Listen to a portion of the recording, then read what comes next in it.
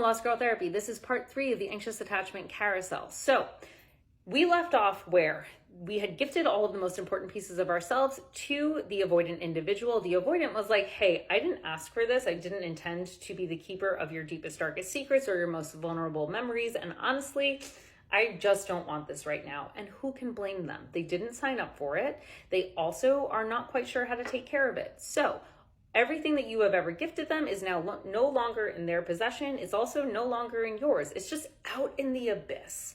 And for an anxious individual, that's not going to feel great because nobody has control.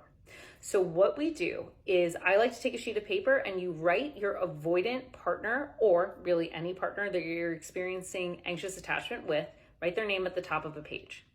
And then you write down every single thing that you have given them in terms of vulnerability or intimacy or memories that you've shared or moments of perceived weakness, anything like that.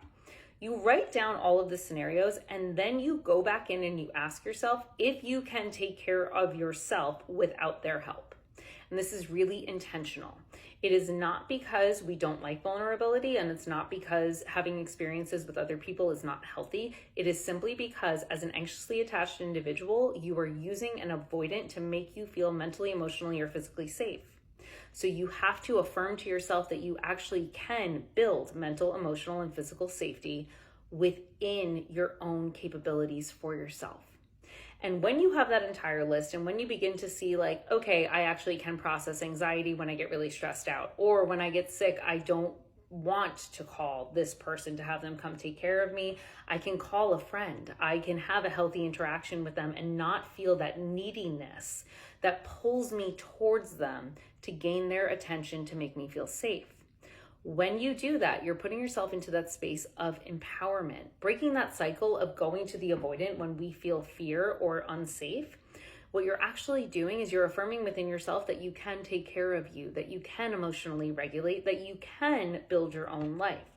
And suddenly, those 24 individuals on that carousel, they are going to look so much more attractive. Yes, some of them you're not going to jive with personality-wise, but you are going to begin to see that they are emotionally regulated, that they are stable, that they have, solid life plans, that they have things within their control, and they are grounded. And because they have control over their life and you now have control over your life, you are in a state of being able to choose who you want to be with versus feeling like you have to be with this one avoidant individual because you're afraid of being on your own.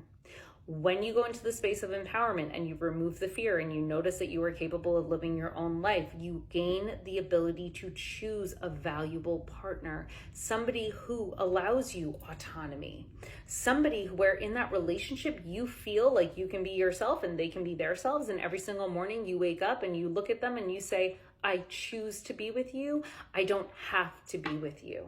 And that is the difference. In avoidant attachment, it feels like you have to be with that person, not only because you feel seen with them, but because they hold the most important parts of you. In a secure relationship, you don't have to be with them. You can choose to be with the person that you love because you can take care of yourself. You can emotionally regulate and you can make yourself feel grounded and stable.